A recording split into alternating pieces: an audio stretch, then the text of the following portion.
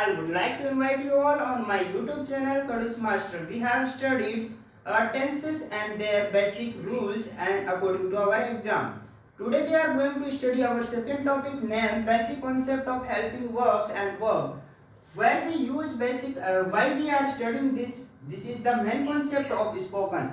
When we are speaking English, we are going to stop. मतलब हम रुक जाते हैं बोलते वक्त। क्यों रुक जाते हैं? क्योंकि हमें बेसिक कॉन्सेप्ट नहीं आता हेल्पिंग वर्ब के साथ कौन सी वर्ब यूज करनी है, कौन सी आईएनजी फॉर्म यूज करनी है या वर्ब की थर्ड फॉर्म यूज करनी है। बहुत से स्टूडेंट्स हैं जो क्या ज्यादातर आईएनजी फॉर्म्स का प्रयोग करते हैं। तो where we use and what is the time of these helping verbs we are going to discuss in this video. Okay, देखिए basic concept of best helping verb और वर्ब्स। तो हेल्पिंग वर्ब होती क्या दोस्तों? हेल्पिंग वर्ब क्या काम आती है? Helping verb tells about the tenses of time of the sentence. Time बताती है हमें हेल्पिंग वर्ब की कौन से समय का है helping verb. Okay, helping verb helps to find out the time and the action of time. It tells about these things. Verb. The action of subject. Action of subject called verb. Okay. जो time है according to time है, जैसे do does है, कौन से time में use की जाती है? हमने टेंस में पढ़ा था। डिड है कौन से टाइम में यूज की जाती है? तो ये क्या है? हेल्पिंग वर्ब हमें टाइम बताती है और उसका सेंस बताने का काम करती है।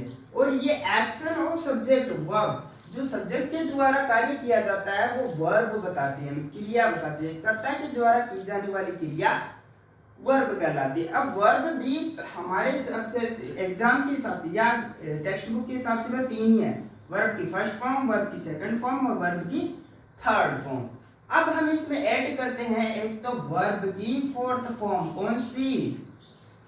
वर्ब की फोर्थ फॉर्म यूज कर लेते हैं ऐसे यस वाली, और वर्ब की फिफ्थ फॉर्म यूज कर लेते हैं आईएनजी वाली। ओके, तो these are the five form according to me which is created. Okay, three तो हमें एग्जाम में हमें कोई भी टेक्स्ट बुक में मिल जाएगी, वर्ब की फर्स्ट फॉर्म, सेकंड फॉर्म और थर्ड फॉर्म।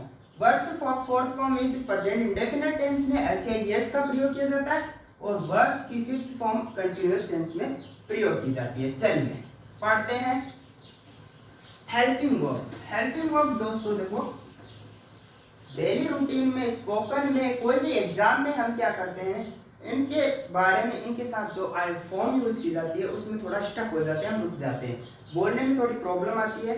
तो ये हमारे स्पोकन में भी काम आएगा और हमारे माइंड में सब सेट हो जाएगा। देखिए तीन प्रकार की फॉर्म होती है। To do, according to me, to do, to have, और क्या है? To be. Sorry, to do, to have, to be. Okay, to do में आती है डू, दैट और डिड। टू हैव में आती है हैज, हैव, सॉरी, और हैड। अब टू बी में आती है each, am, are, watch, were, being वाली हेल्पिंग वर्ब्स और बीन वाली। तो ये है इस टेंस का मतलब basic concept of helping verb. अब देखिए टू डू, डू डज का प्रयोग प्रेजेंट इंडेफिनिट में करते हैं, लेकिन इनके साथ वर्ब्स की कौन सी फॉर्म आती है? वर्ब की फर्स्ट फॉर्म। डिड है पास्ट इंडेफिनिट में यूज करते हैं, लेकिन कौन सी फॉर्म आती है? वर्ब की फर्स्ट फॉर्म। तो हेल्पिंग वर्ब के साथ अकॉर्डिंग टू वर्ब चलेंगे हम। ओके, तो वर्ब की फर्स्ट फॉर्म वाला कॉन्सेप्ट है ये, और ये क्या है? हैज हैव मतलब परफेक्ट टेंस, और परफेक्ट टेंस में क्या आता है? वर्ब की थर्ड फॉर्म यूज की जाती है। इनके साथ कौन सी फॉर्म यूज की जाती है? Verbs third form. And past perfect मतलब परफेक्ट जो कार्य पूर्ण हो चुका है उसके लिए हम यूज करते हैं। तो ये प्रेजेंट परफेक्ट का है और ये पास्ट परफेक्ट का है। ओके, और ये है आईएनजी फॉर्म वाला फॉर्मूला। आईएनजी फॉर्म बी वाला इजेमर के साथ क्या आता है? आईएनजी फॉर्म का यूज किया जाता है। वाज वर्ब के साथ भी आईएनजी और बीन वाली हैज बीन, हैव बीन, इन सब के साथ इसी आईएनजी फॉर्म का प्रयोग किया जाता है। व्हाट इट सबको समझ में आ गया होगा किस प्रकार से यूज करते हैं to do, to have, to be in tenses के लिए। मतलब अकॉर्डिंग टू वर्ब हम चल रहे हैं, इसमें वर्ब की फर्स्ट फॉर्म यूज की जाती है, वर्ब थर्ड फॉर्म, और यहाँ पे क्या की जाती है आईएनजी फॉर्म। और दो क्या है, जो मैंने पहले बताया वर्ब जो प्रेजेंट इंडेफिनेट है उसका सिंपल सेंटेंस क्या वर्ब की फर्स्ट फॉर्म आती है, वर्ब की फर्स्ट फॉर्म में एस या ईएस यूज करते हैं। वैसे ही पास्ट इंडेफिनेट में वर्ब की सेकंड फॉर्म यूज की जाती है। ओनली वन टेंस जिसमें क्या की जाती है वर्ब से सेकंड फॉर्म यूज की जाती है वो है पास्ट इंडेफिनेट के सिंपल सेंटेंस में। व्हाट इट, चलिए आगे चलते हैं। आप देखिए इनसे सेंटेंस कैसे बनाते हैं। हम सबसे पहले कौन सी लेंगे,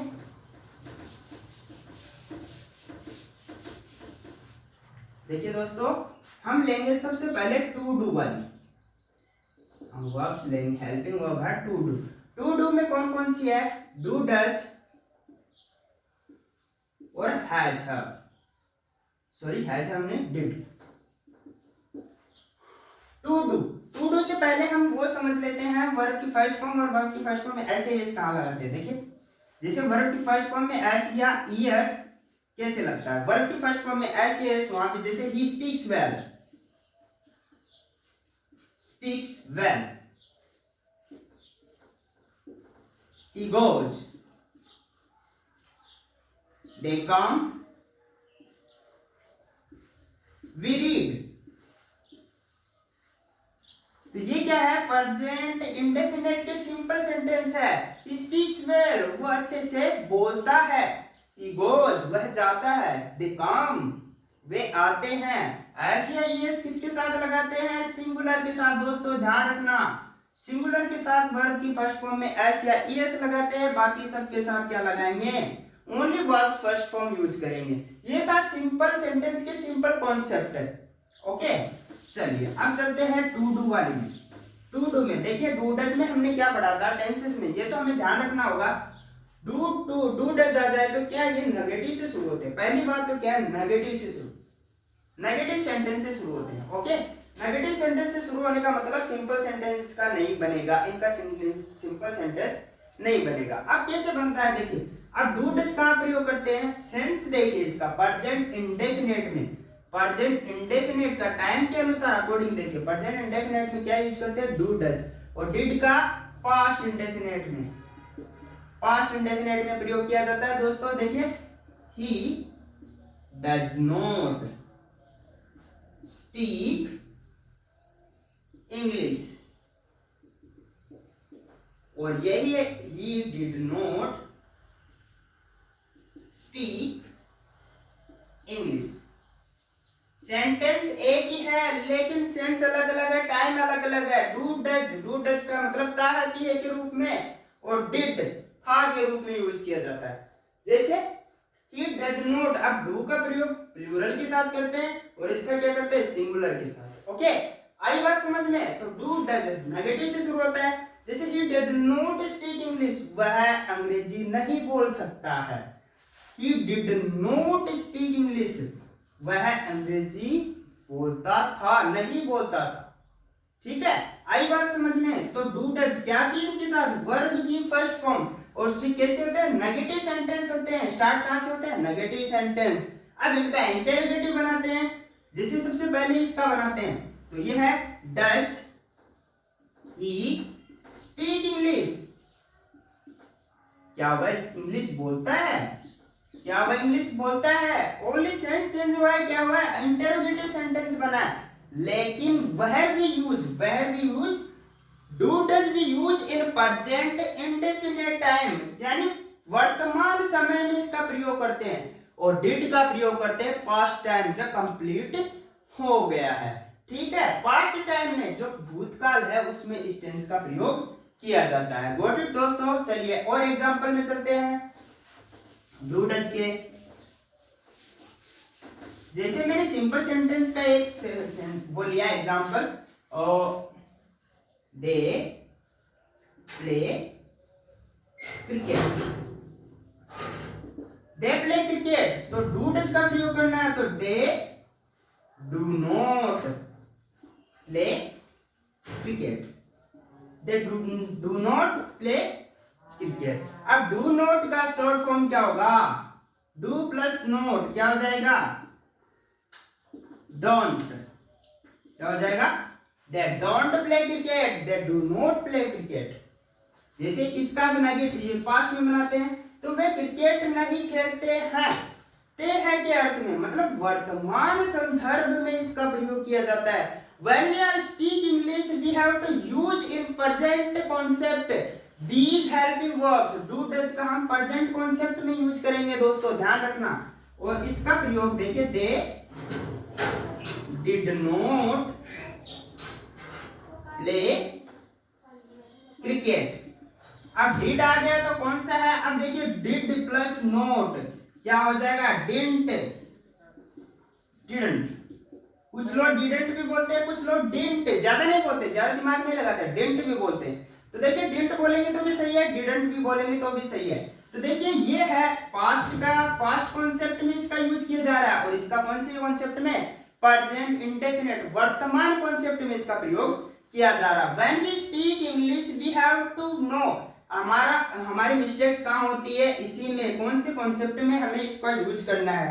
जब बोलते हैं तो कौन सी हेल्पिंग वर्ब के साथ यूज करें? अब बहुत से लोग बोलते हैं जब हम क्या है इंग्लिश बोलते हैं तो ग्रामर की बिल्कुल भी जरूरत नहीं। ऐसा बिल्कुल भी नहीं है दोस्तों। जब हमें परफेक्टली इंग्लिश बोलनी है तो ग्रामर मस्ट है, सीखनी ही पड़ेगी। विदाउट ग्रामर, जैसे हिंदी को बिना व्याकरण के अच्छे से नहीं बोला जाता है। ग्रामर का कॉन्सेप्ट ही है SVO, सब्जेक्ट वर्ब और ऑब्जेक्ट, और बिना ग्रामर के आप इंग्लिश कैसे बोलोगे? I don't know. चलिए, अब वर्ब की फर्स्ट फॉर्म और कहां यूज होती है दोस्तों? वर्ब की फर्स्ट फॉर्म यूज होती है फ्यूचर में भी। अभी देखिए हम कौन कौन से संदर्भ में पढ़ रहे थे? प्रेजेंट में, प्रेजेंट यारी,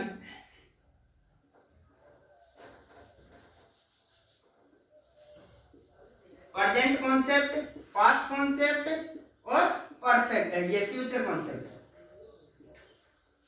फ्यूचर कॉन्सेप्ट को माना नहीं जाता क्योंकि फ्यूचर हमने देखा ही नहीं। ओके, फ्यूचर दो ही कॉन्सेप्ट माने जाते हैं, ज्यादातर हमें दो ही कॉन्सेप्ट याद बोलचाल में यूज होते हैं। जैसे यहाँ पे क्या आता है? डू, डज, वो भी नेगेटिव में या वर्ब की फर्स्ट फॉर्म और वर्ब की फर्स्ट फॉर्म में एस या यस सिंपल सेंटेंस में यूज करते हैं। और पास्ट कॉन्सेप्ट में वर्ब की सेकंड फॉर्म आती है या डिड आता है, डिड के साथ नेगेटिव सेंटेंस शुरू होते हैं। फ्यूचर में क्या आता है? विल और शैल, विल और शैल का प्रयोग किया जाता है। या हम आगे पढ़ेंगे फ्यूचर वाला अलग। तो दो ही टेंस के बीच में हम कंपैरिजन करेंगे, और दो कंपैरिजन में हमने क्या पढ़ा? टू डू वाली हेल्पिंग वर्ब्स पढ़ी, और टू डू हेल्पिंग वर्ब्स में किस प्रकार से यूज करना हमने अच्छे से पढ़ लिया है। अब वर्ब से सेकंड फॉर्म कैसे यूज करते हैं? वर्ब की सेकंड फॉर्म हमेशा क्या करते हैं? पास्ट इंडेफिनिट में यूज करते हैं। पास्ट इंडेफिनिट में था के संदर्भ में, जैसे वह पढ़ता था, वह खेलता था, रहे, इन शब्दों के लिए यूज करते हैं। जैसे he spoke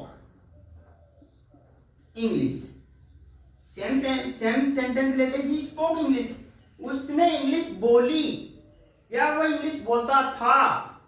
he speak English, he speaks।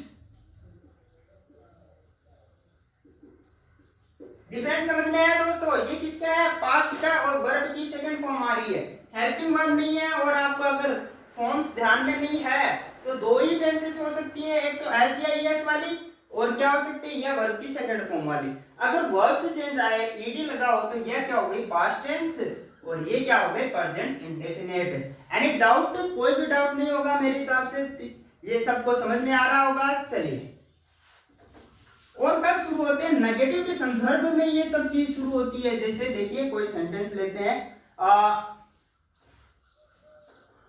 Maya sings a song.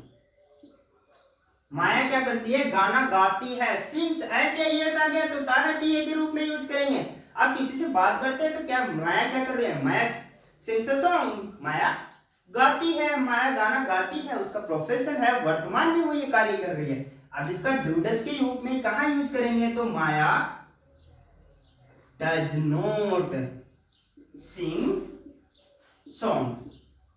आया बात समझ में? माया गाना नहीं गाती है, नोट के रूप में। इसका इंटरोगेटिव बनाओ, डज माया सिंग सॉन्ग।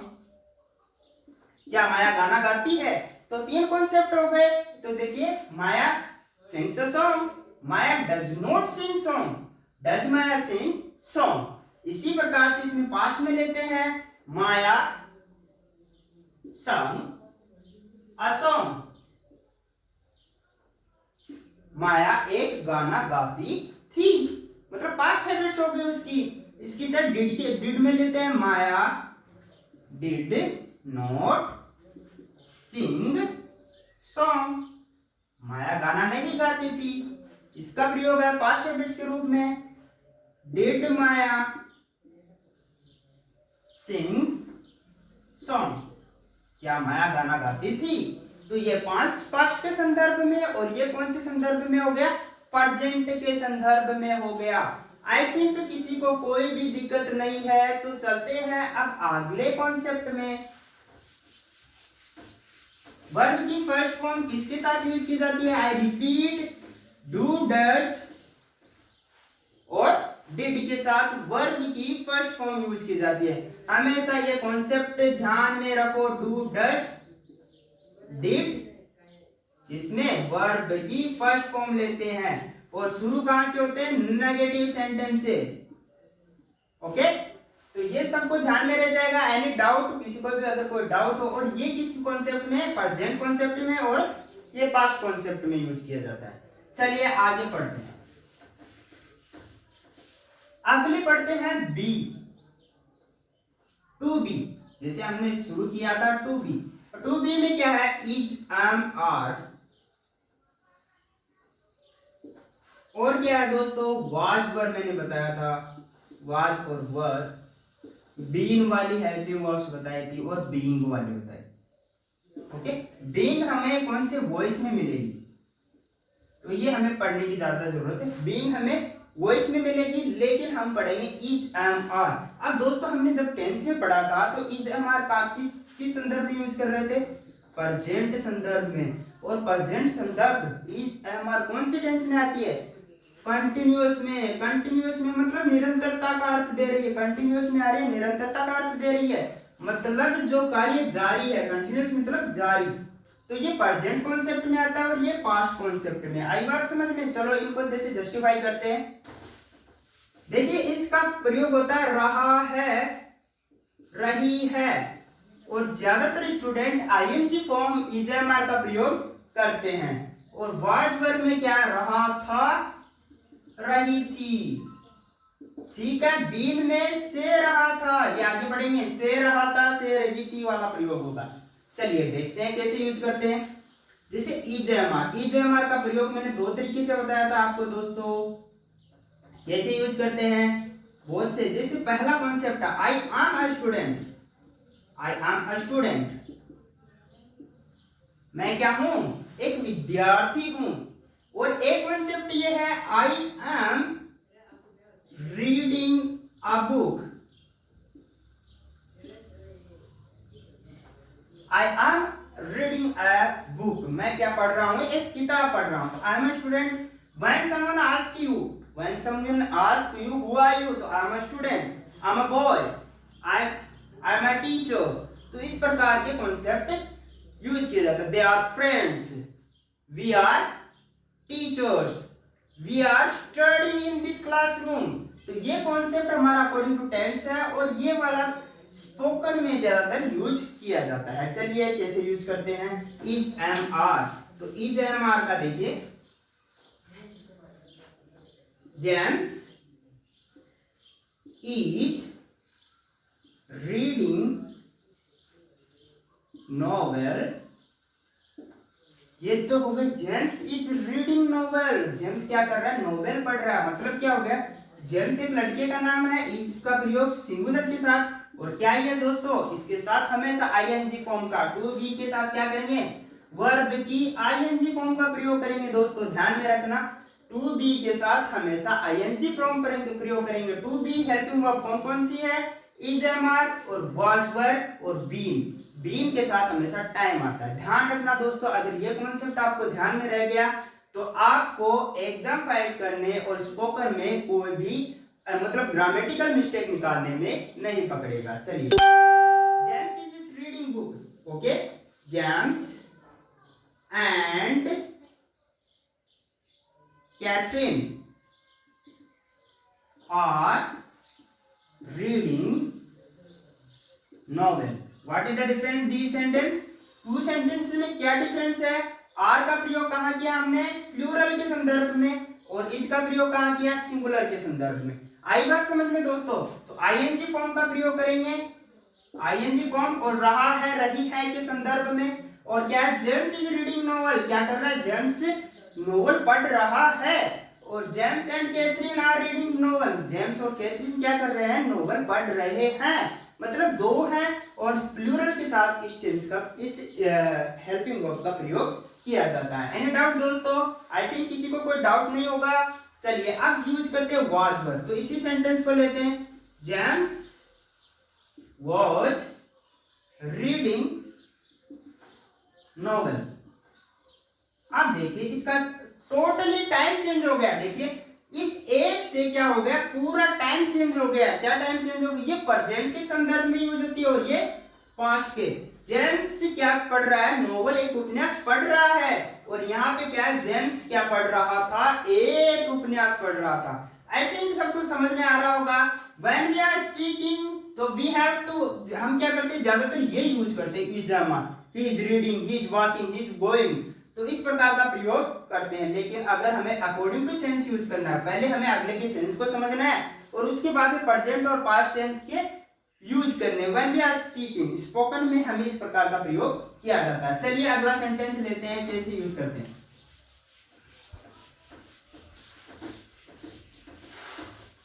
चलिए, जैसे I am walking in this garden. मैं क्या कर रहा हूं? इस गार्डन, इस बगीचे में क्या कर रहा हूं? वॉक कर रहा हूं, घूम रहा हूं। और देखिए I was walking in this garden. Sense change हो गया दोस्तों, टाइम चेंज हो गया। I was walking in this garden. I was walking in, I am walking in this garden. मतलब मैं इस गार्डन में, इस बगीचे में घूम रहा हूं और मैं इस बगीचे में घूम रहा था। दोनों का संदर्भ चेंज हो गया, टाइम चेंज हो गया। ये तो प्रेजेंट में और ये पास्ट में यूज किया जाता है। दोस्तों इस चीज का हमेशा ध्यान रखना। हमेशा हम यूज करने वाले क्या है? वाज वर और इज का प्रयोग कहाँ करना? सेंटेंस हम करेक्ट बनाते हैं, ज्यादातर बनाते सही हैं, लेकिन कौन से सेंस में कहां जाके बोलना है, इसको भी अत्यधिक ध्यान में रखना आवश्यक है। चलिए अब इनका नेगेटिव बनाओगे तो इसमें नेगेटिव में यही होगा, आई am not walking in this garden. मैं इस गार्डन में नहीं घूम रहा था। और यहाँ पे I was not walking in this garden, मैं इस गार्डन में नहीं घूम रहा था। है और था का अर्थ समझ में आ गया दोस्तों? ठीक है, चलो आगे चलो।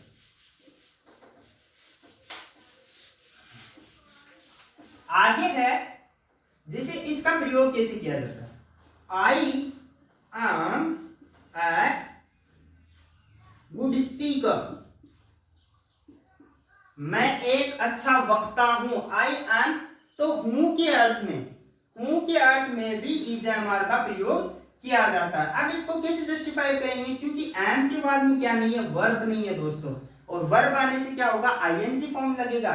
लेकिन इसका बी फॉर्म के रूप में यूज करते हैं। अगर आपने वीडियो स्किप कर लिया तो प्रेजेंट कंटिन्यूअस में जाके मैंने बी फॉर्म पढ़ाया था, उसमें जाके आप देखिए। तो I am a good speaker, I am not a good speaker. अब देखिए दोस्तों स्पोकन में I am not a good speaker, am के साथ अगर नोट जुड़ जाए तो क्या बन जाता है दोस्तों? Aren't. I aren't a good speaker. When we are speak, I aren't a good speaker. तो इसका नेगेटिव अर्थ मिलेगा। क्यों हम क्या करते हैं ज्यादातर, अरे आई के साथ तो आर का प्रयोग नहीं करते, लेकिन एम प्लस नॉट जब संधि करते हैं, संधि जब कॉन्सेप्ट होता है तो क्या हो जाता है, आर्ट हो जाता है। किसी को कोई दिक्कत नहीं होगी। चलिए,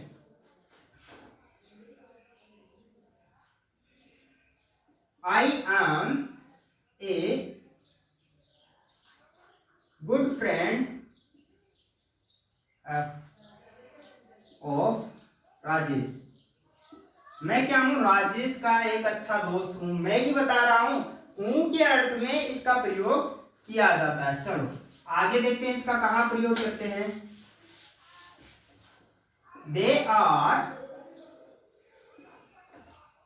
good friends, they are good friends, वो क्या है, बहुत अच्छे दोस्त हैं। तो दे आर गुड फ्रेंड्स कुछ रिलेशन दर्शाने के लिए इसका प्रयोग, रिलेशन और प्रोफेशन दर्शाने के लिए हम जो हैं उसके लिए हम यूज करते हैं, टेंस का प्रयोग करते हैं। अगर आपको टेंस अच्छे प्रकार से समझना है तो आप पैराग्राफ राइटिंग कीजिए, इसमें राइटिंग वर्क ज्यादा करेंगे उतना ही आपके माइंड में सब सेट हो जाएगा। चलिए, अब रही बात बीन की, इज एमआर वॉज वर्ड समझ में आ गया होगा। चलिए फिर से करते हैं। Radha is singing song, Radha क्या कर रही है, गाना गा रही है। तो इज से हमें कौन क्या समझ में आएगा कि ये प्रेजेंट कंटिन्यूअस का वाक्य है। और इसमें देखिए Radha was singing a song, Radha क्या कर रही है, एक गाना गा रही थी। तो है और थी के संदर्भ में इसका प्रयोग किया जाता है। जैसे Radha is not singing song,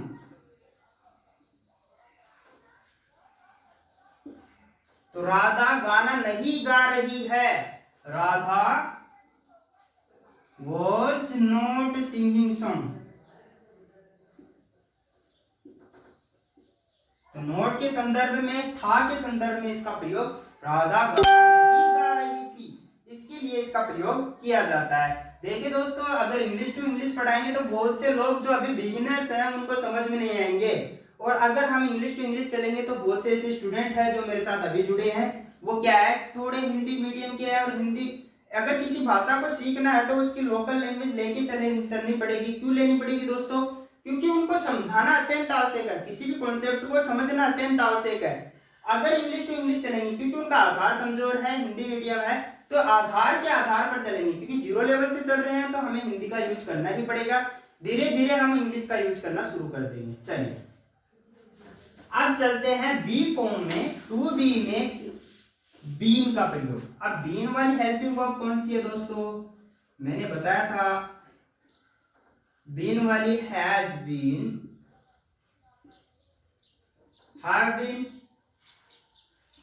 और कौन सी है, हैड बीन, है ना दोस्तों। तो हैज बीन, हैव बीन और हैड बीन, तो ये कहाँ यूज करते हैं, मैंने पहले ही बता दिया था, टेंस में हमने पढ़े थे। फिर भी यहाँ पे देखो से रहा है और से रहा था का अर्थ देते हैं। ये क्या है, ये तो देते हैं से रहा है और ये देता है से रहा था, मतलब ये पास्ट कॉन्सेप्ट में और ये प्रेजेंट कॉन्सेप्ट में यूज की जाती है। ओके, चलिए कैसे यूज करते हैं, जैसे he has been living here since 2014, वह इस यहाँ 2014 से रह रहा है। जैसे he had been living here since 2014, वह यहाँ 2014 से रह रहा था। तो ये है से रहा है के अर्थ में और ये से रहा था के अर्थ में, से रहा था का अर्थ में इसका प्रयोग किया जाता है। क्लियर, आई बात समझ में। लेकिन ये कहाँ यूज हो रही है, परफेक्ट कंटिन्यूअस में। देखिए दोस्तों, कोई भी कंटिन्यूअस हो, कंटिन्यूअस आ गया मतलब कौन सी आईएनजी फॉर्म का प्रयोग किया जाएगा। लेकिन कंटिन्यूअस में परफेक्ट कंटिन्यूअस मतलब पूर्ण हो चुका है, किसी निश्चित और पर्टिकुलर समय में कोई कार्य पूर्ण हो चुका है तो सिंस और फॉर का यूज किया जाता है। और सिंस और फॉर का जहां यूज होता है वो परफेक्ट कंटिन्यूअस टेंस में ही आती है। चलिए अगला कॉन्सेप्ट है अपना दोस्तों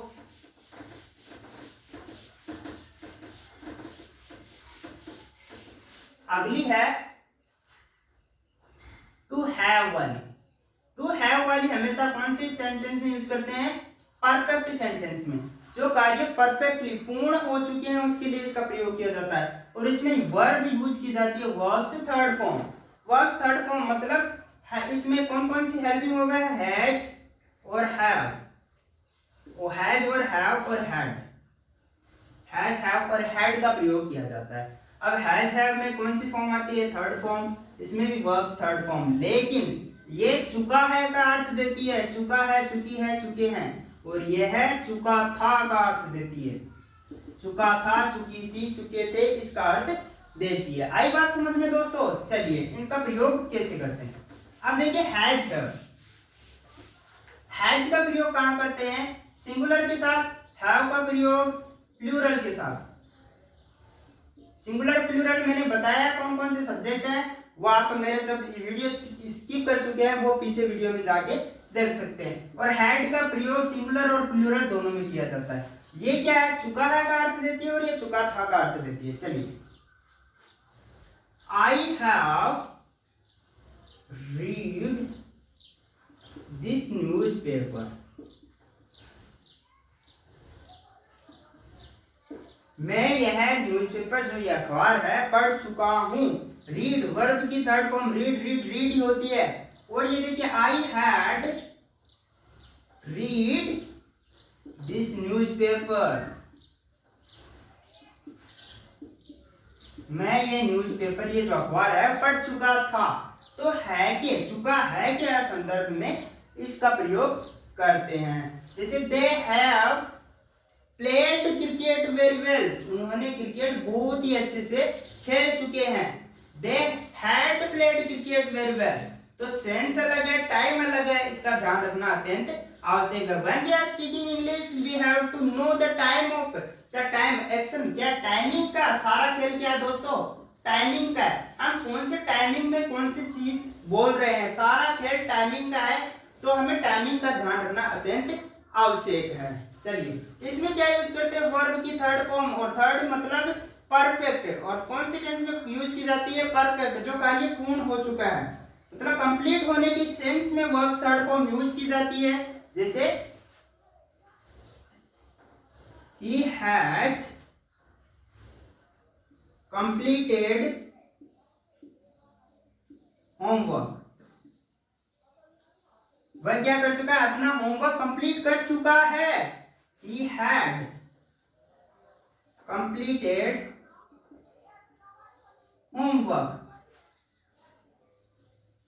वह अपना गृह कार्य कंप्लीट कर चुका था।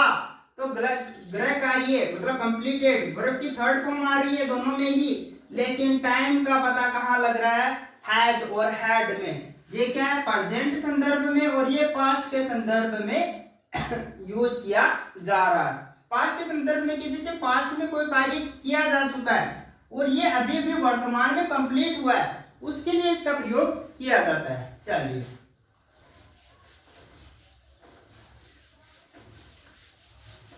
तो दोस्तों हमें हेल्पिंग वर्ब कौन कौन सी, basic concept of helping verb and verb जैसे do, to do, to be और टू हैव, ये सब समझ में आ गया होगा। कैसे? टू डू में कौन सी है? डू और डज। आई बात समझ में? और चलिए यहीं पे ले लेते हैं सबको। टू डू वर्ब की फर्स्ट फॉर्म किस किस के साथ होती है, इसे ले लेते हैं। डू और डज का प्रयोग और डिड का प्रयोग कहाँ यूज करते हैं? वर्ब की फर्स्ट फॉर्म लेगी हमेशा। तो ये वर्ब की फर्स्ट, प्रेजेंट और पास्ट के संदर्भ में पढ़ रहे हैं, फ्यूचर में भी वर्ब की फर्स्ट फॉर्म यूज की जाती है विल शेल के साथ। ओके, और वर्ब की फर्स्ट फॉर्म कहाँ यूज होती है? मॉडल वर्ब के साथ भी वर्ब की फर्स्ट फॉर्म का प्रयोग किया जाता है। फिर है वर्ब की थर्ड फॉर्म। वर्ब की सेकंड फॉर्म आपको पता ही है, पास्ट इंडेफिनिट के सिंपल। चलिए यही ले लेते हैं। वर्ब की सेकंड फॉर्म कहाँ जाती है? पास्ट सिंपल के सिंपल सेंटेंस में। और वर्ब की फर्स्ट फॉर्म और एस या एस कहाँ जाती है? प्रेजेंट सिंपल के सिंपल सेंटेंस में। ओके, फिर चलते हैं वर्ब की थर्ड फॉर्म। वर्ब की थर्ड फॉर्म कहाँ यूज करते हैं? हैज, हैव और हैड में। तो ये वर्ब की थर्ड फॉर्म यूज की जाती है दोस्तों। ये हेल्पिंग वर्ब है और कहाँ यूज की जाती है? परफेक्ट के संदर्भ में। और फिर है आईएनजी फॉर्म। आईएनजी फॉर्म क्या है? आईएनजी फॉर्म में इच, एम और आर में से कोई एक यूज की जाती है और यहाँ पे वॉच और वर। क्लियर? आई बात समझ में? चलिए अब इनका प्रयोग कैसे करते हैं हम इनके एग्जाम्पल के आधार पे समझते हैं। जैसे मैं पहला सेंटेंस लेता हूं, जैसे Mohan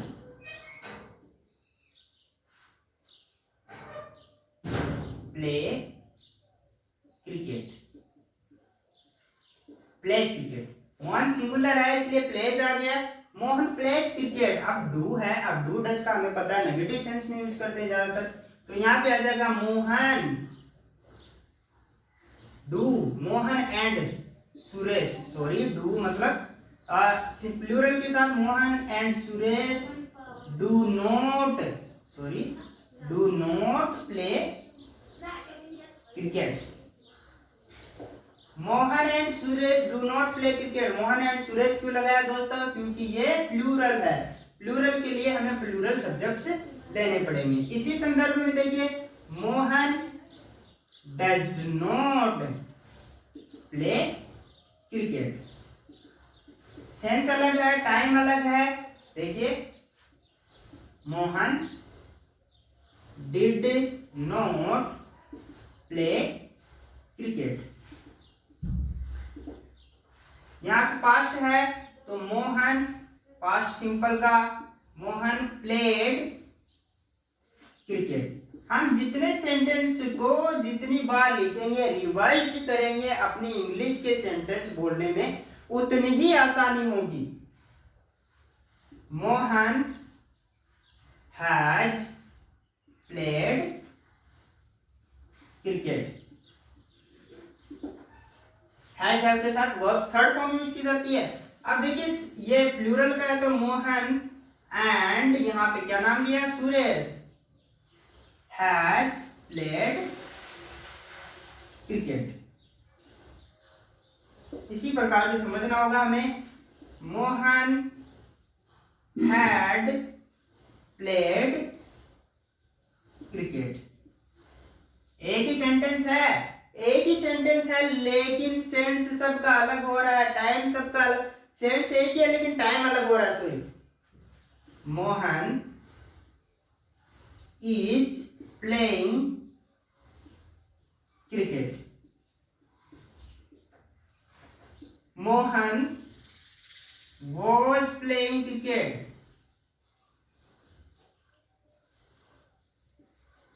Mohan was playing cricket, तो मोहन क्रिकेट खेल रहा था। चलिए इनको सेंटेंस में कैसे यूज किया है चलिए पढ़ते हैं। अब देखिए वर्ब की फर्स्ट फॉर्म और एस या एस, ये तो हमें ध्यान में रखना पड़ेगा कि भाई कब यूज करते हैं। तो प्रेजेंट सिंपल के सेंटेंस में और ता है के अर्थ में। He Mohan played cricket, Mohan cricket खेलता है। Mohan and Suresh do not play cricket. Mohan और सुरेश जो है वो क्रिकेट नहीं खेलते हैं। नहीं के संदर्भ में, Mohan does not play cricket, Mohan cricket नहीं खेलता है। यहाँ पे प्लूरल है, यहाँ पे सिंगुलर है, ये सेंस आपको समझना पड़ेगा। ये कौन सा हो गया? प्रेजेंट सेंस हो गया। प्रेजेंट टाइम में हमें यूज करना है। अब पास्ट में क्या है? Mohan did not play cricket. Verb की फर्स्ट फॉर्म ही आई है लेकिन डिड क्या ऑलरेडी सेकंड फॉर्म। कैसे? Do did done, do did done के रूप में इसका प्रयोग किया जाता है। सॉरी भूल गया। ठीक है, तो मोहन क्रिकेट नहीं खेलता था। और फिर इसमें देखिए Mohan played cricket, Mohan cricket खेलता था, नहीं खेलता था और खेलता था, क्या डिफरेंस है? डिड का डिफरेंस है। चलिए, Mohan has played cricket, Mohan खेल चुका है, मोहन मतलब ये तो किसमें है? पास्ट इंडेफिनिट में। खेलता था पास्ट हैबिट्स के बारे में बता रहा है, ये प्रेजेंट हैबिट्स, प्रेजेंट में जो कार्य हो रहा है वो बता रहा है, लेकिन ये कार्य पूर्ण हो चुके हैं दोस्तों। वर्ब की थर्ड फॉर्म मतलब ये कार्य कंप्लीट हो चुके हैं। तो मोहन हैज प्लेड क्रिकेट, तो मोहन क्रिकेट खेल चुका है के अर्थ में। Mohan and Suresh has played, has नहीं हैव प्लेड क्रिकेट, तो मोहन और सुरेश है वो क्रिकेट खेल चुके थे, चुके हैं के अर्थ में इसका प्रयोग करते हैं। फिर Mohan had played cricket, Mohan cricket खेल चुका है, पास्ट में खेल चुका है कार्य। इजमर में आईएनजी रहा रही में, Mohan is playing cricket, Mohan cricket खेल रहा है, तो Mohan was playing cricket, Mohan cricket खेल रहा था। तो आई थिंक दोस्तों सभी को ये कॉन्सेप्ट ऑफ हेल्पिंग वर्ब समझ में आया होगा, और यही है इन टेंस को पहचानने के मुख्य नियम। जो मुख्य नियम है, बेसिक कॉन्सेप्ट है, इनका ये समझना अत्यंत आवश्यक है। बहुत से लोग टेंस पढ़ लेते हैं, बाद में क्या कंफ्यूज हो जाते हैं कि कौन सी टेंस का प्रयोग हुआ था, किस प्रकार से। अभी आप एक सेंटेंस पे 48 तक बनाओगे तो बना सकते हो। एक ही सेंटेंस के 48 सेंटेंस जब बनाना सीख जाओगे तो आपके माइंड में ये सेट हो जाएगा कि कौन वर्ब की फर्स्ट फॉर्म का है। वर्ब की फर्स्ट फॉर्म और वर्ब की फर्स्ट फॉर्म ऐसे एस कहाँ यूज करते हैं?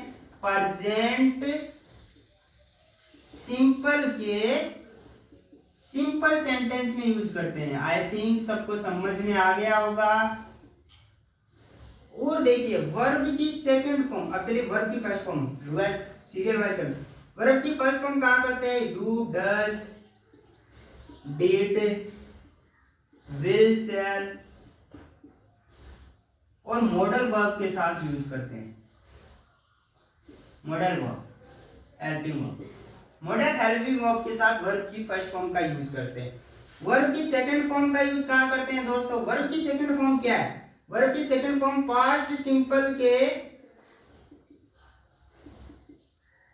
सिंपल सेंटेंस में यूज किया जाता है। सिंपल सेंटेंस में आई बात समझ में? वर्ब की थर्ड फॉर्म परफेक्ट में कौन कौन सी सेंटेंसेस है? Has helping verb, have, had, will have और शैल हैव के साथ, विल हैव और शैल हैव के साथ। और वर्ब की फोर्थ फॉर्म कौन सी है? वर्ब की फिफ्थ फॉर्म, सॉरी ये वर्ब की फोर्थ फॉर्म है। ये वर्ब की फिफ्थ फॉर्म आईएनजी फॉर्म है। आईएनजी फॉर्म क्या रहा? आर्टिकल कंटीन्यूअस टेंस, तो ईच, एम, आर, फिर watch, were, will be, shall be, in helping verbs के साथ यूज किया जाता है। तो यह है ताहे का अर्थ देती है दोस्तों, ये भी ताहे का अर्थ देती है नहीं के संदर्भ में, ये था का अर्थ देती है। ओ ये क्या? गे का, ए आई के, रहेंगे, खेलेंगे, पले, पढ़ेंगे, इसका प्रयोग ये भी था का यूज करते हैं। इसमें चुका है, चुकी थी के यूज में करते हैं, और ये रहा है, रही थी के रूप में करते हैं। तो आई थिंक सबको ये समझ में आ गया होगा। आपको हमारा वीडियो कैसा लगा? अगर अच्छा लगा हो तो लाइक, कमेंट और सब्सक्राइब करना ना भूले। Thank you very much.